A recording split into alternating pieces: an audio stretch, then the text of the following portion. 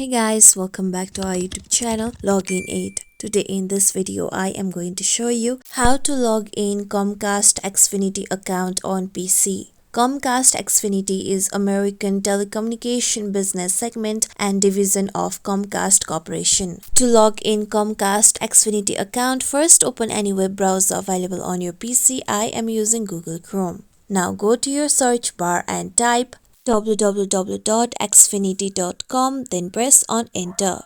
With that, here you'll be taken to official website of Xfinity. Now here you can see sign in option at top right section of the website. Click on sign in. Then here you'll be taken to the sign in page.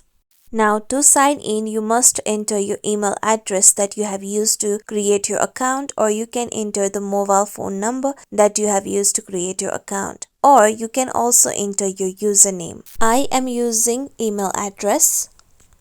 After that, once viewed through terms of service and privacy policy, as by signing in you agree to the terms of service and privacy policy of Xfinity. With that, if you don't remember your ID, then click on find your Xfinity ID. Then if you don't have your account, then click on create a new Xfinity ID. After entering your email address, click on let's go.